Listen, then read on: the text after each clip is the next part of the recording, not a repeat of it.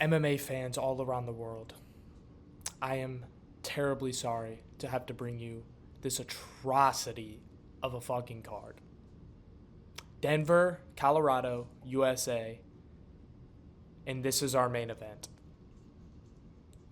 Rose Namajunas and Tracy Cortez. You are seeing it correctly. Fucking trash. Okay? Not just the main event. This whole card from top to fucking bottom, is garbage. It's fucking ass. This is going to be right up there with Tatsuro Taira and Alex Perez as worst fucking fight night card of the year. And then next week, it's going to be up there too.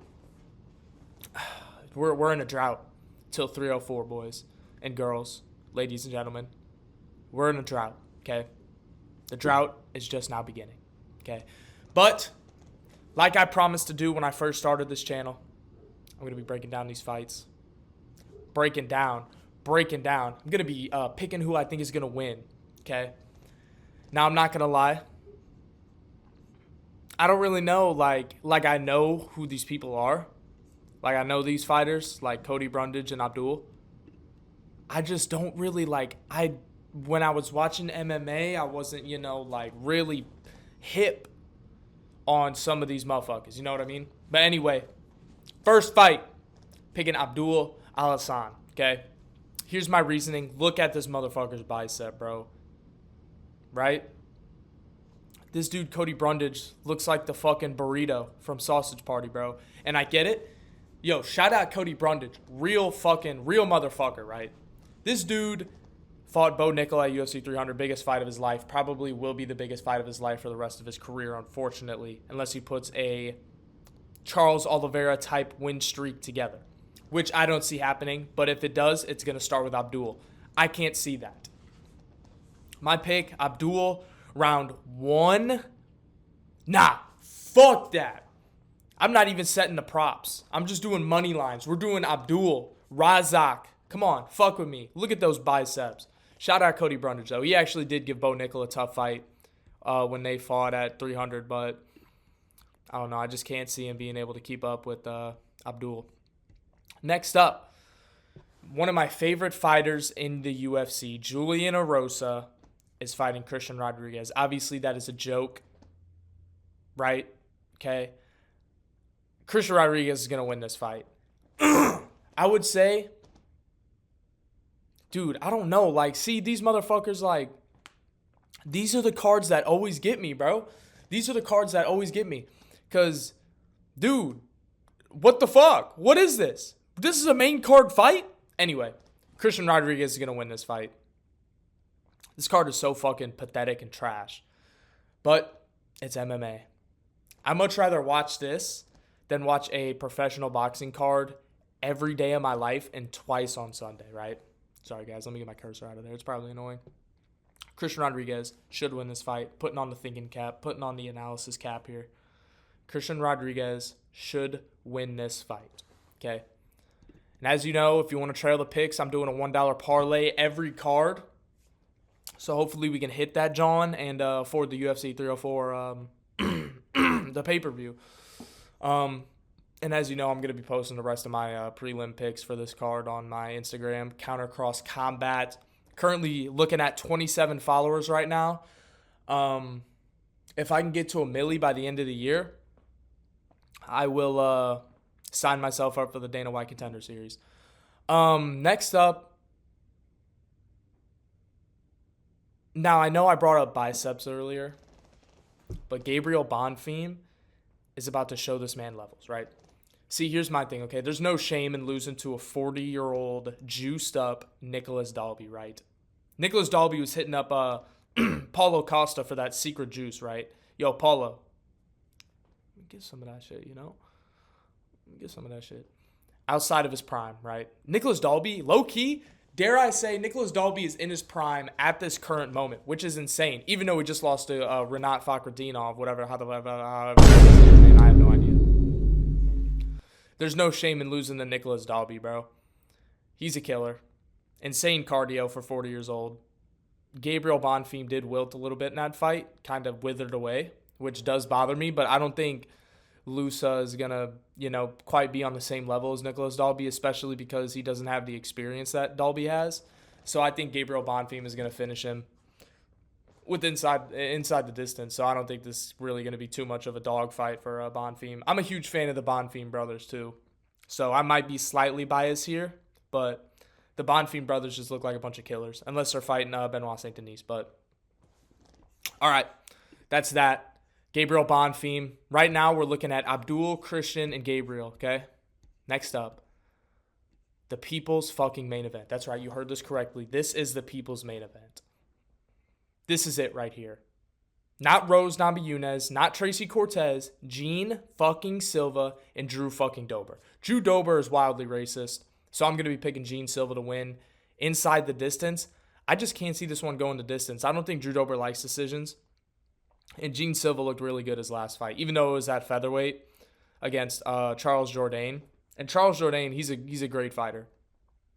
But Gene Silva did miss weight. So he definitely was a little bit, might have been a weight bully a little bit. I know they went to the ground, so I know that weight definitely affected him on the ground. Now that Gene Silva's moving up, he's going to kind of be fighting someone his own size, if you will. Even though Gene Silva is a little bit shorter. For lightweight, at least. Featherweight, he was fine, but I'm picking Gene Silva, man. I'm picking Gene Silva. But, dude, Drew Dober just always has that dog in him, man. He always has that dog in him. So this is a hard fight to pick. Like I said, the people's main event. I'm picking Gene Silva, though. Dog alert. I like the Fighting Nerds group, too. I like that whole group. Cal Barajo, Gene Silva. So on and so forth. Okay, here we go.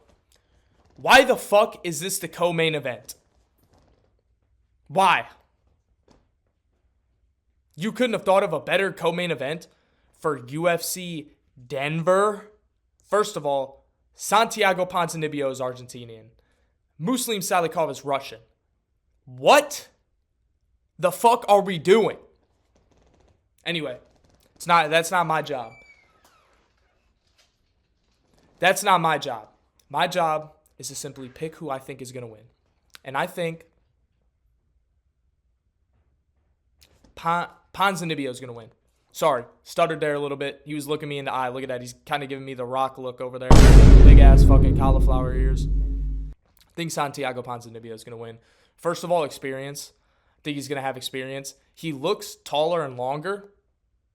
Bruh. Looks taller and longer than Muslim Salikov, so I think if he's smart, he might use that reach to his advantage. I know he doesn't have a huge reach advantage or a height advantage on Muslim, but he's longer.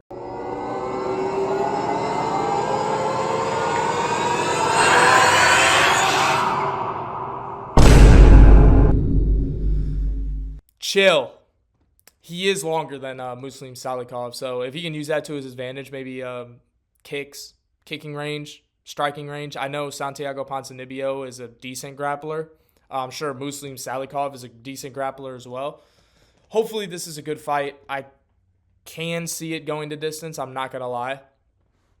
But if it does, I think Santiago Ponzinibbio is going to win this fight. Right? Next up. Hello? All right. It's not letting us open the statistics here, but fuck the statistics. Tracy Cortez is going to win this fight. Now, hear me out, guys. Ranked number 11, okay?